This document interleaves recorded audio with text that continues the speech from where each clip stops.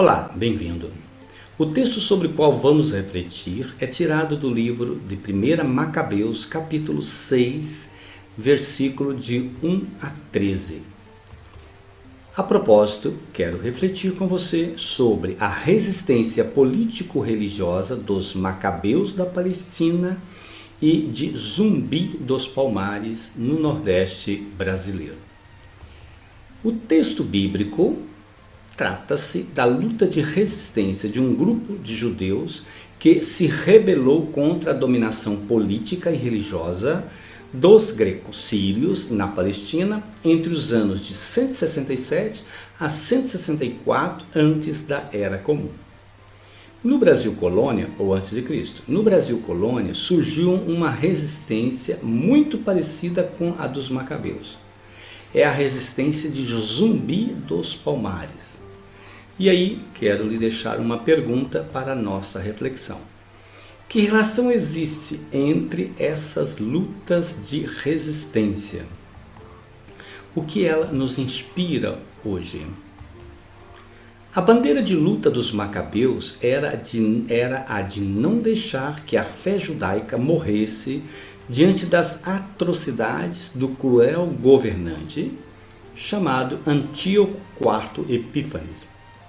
Um homem que não respeitava os valores religiosos do povo judeu. Ele proibiu com decreto a prática da religião judaica e introduziu o culto ao deus grego Zeus no local mais sagrado dos judeus, isto é, o Templo de Jerusalém. Proibiu as práticas de sacrifício, a observância do sábado e as festas religiosas. Imagina que terrível para o povo judeu naquela época. Além disso, Antíoco mandou queimar a Torá, isto é, a lei judaica, presente no Primeiro Testamento ou no Antigo Testamento, e obrigou o povo judeu a comer carne de porco, ato ou prática proibida pela lei judaica por causa de questões de pureza. Nesse sentido, ficou muito conhecida a resistência de uma mãe e de seus 7 filhos, que por não aceitarem comer carne de porco, foram decepados e assados vivos, um por um, em um caldeirão com óleo fervendo. Imagina a cena terrível. Você pode ler isso no segundo livro dos Macabeus, capítulo 7. Um verdadeiro terror. A resistência dos Macabeus começou com o pai da família dos Matatias, chamado de Matatias. Ele convocou os judeus a resistirem aos gregos. Sua família e seus fiéis seguidores da lei, da Torá, se refugiaram nas montanhas, essa foi a sua tática, de onde agiam destruindo os altares dos deuses pagãos, dos deuses gregos, circuncidando os meninos e resgatando a Torá. Um ano depois, Matatias morreu. No seu lugar, a liderança da resistência foi assumida pelo seu filho, um deles, chamado Judas Macabeu. Macabeu, que quer dizer martelo, e é o nome que se deu à revolta, a Revolta dos Macabeus. Essa luta durou 3 anos, até a retomada e purificação do Templo de Jerusalém. O texto de 1 Macabeus 6, 1 a 13, narra a morte do opressor Antíoco IV Epífanes. Mas, leia lá, em 2 Macabeus capítulo 9, o relato é muito trágico. Aí diz que ele morreu acometido de uma dor de barriga que se manifestou com pontadas agudíssimas em seu corpo, um corpo já coberto de vermes, que cheirava insuportavelmente mal.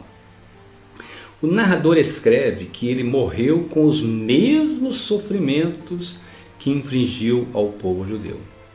Pura retribuição.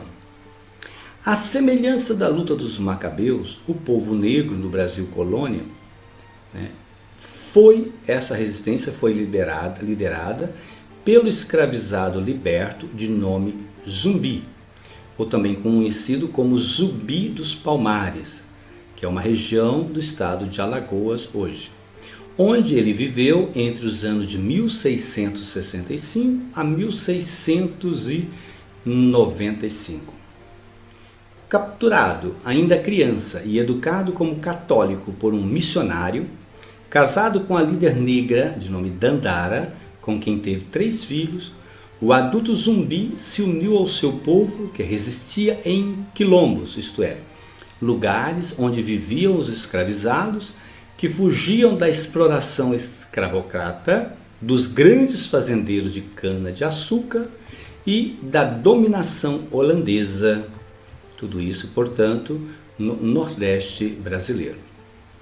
Zumbi, nome africano que evoca o deus da guerra, foi a última liderança negra do quilombo de Palmares. Antes era Ganga Zumba. Isso na Serra da Barriga, nessa luta contra a escravidão, a liberdade de culto e a prática da religião africana no Brasil Colômbia. Olha a relação com a luta dos Macabeus, muito parecida. Diante da lenda que se criou de que ele não morreu, o governo mandou decapitá-lo e levar a sua cabeça e expô-la em praça pública na cidade de Recife. Sabe que dia que aconteceu isso? Foi no dia 20 de novembro, repito, 20 de novembro de 1695. Data escolhida, então, para celebrar o Dia da Consciência Negra no Brasil. Aliás, nessa data é feriado em alguns estados do Brasil. Essas duas resistências políticas e religiosas continuam vivas na consciência de 2 povos, judeus e brasileiros. A vitória dos Macabeus é celebrada ainda hoje em Israel com o nome de Festa das Luzes, ou em hebraico Chanukah, no período de 8 dias, para recordar esse feito histórico de resistência que garantiu a liberdade religiosa e cultural dos judeus. A referência à luz deve-se ao fato de que, quando Judas Macabeu retomou o templo, foi encontrado aí um jarro de azeite puro que daria para manter aceso o candelabro. Esse que vocês estão vendo aí, esse de 9 braços, normalmente é de 7. Daria para deixar aceso esse candelabro somente um dia. Mas o que aconteceu foi que o azeite durou 8 dias.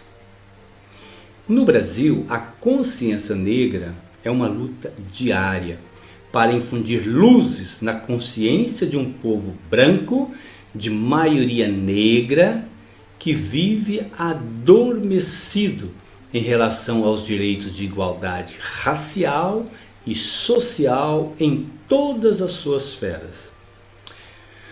O Brasil é sim uma miscigenação de raças, mas não pode, por causa da cor da pele, continuar oprimindo seus filhos e filhas de um passado africano, na fé e na cultura. Isso são os alicerces de nosso país. Eu diria, basta de racismos. E queria terminar com a célebre frase do profeta e bispo Dom Helder Câmara, o seu poema conhecido como Mariama. Ele diz: nada de escravos de hoje ser senhor de escravos de amanhã. Basta de escravos. Um mundo sem senhor e sem escravos. Um mundo de irmãos. E acrescento com toda a liberdade, Dom Helder, por políticas públicas de inclusão racial, social e respeito às diferenças. Por políticas públicas de inclusão social e racial e respeito às diferenças. Estamos muito longe disso, mas um dia chegaremos lá. Um abraço a todos e não se esqueça de compartilhar. Fiquem com Deus.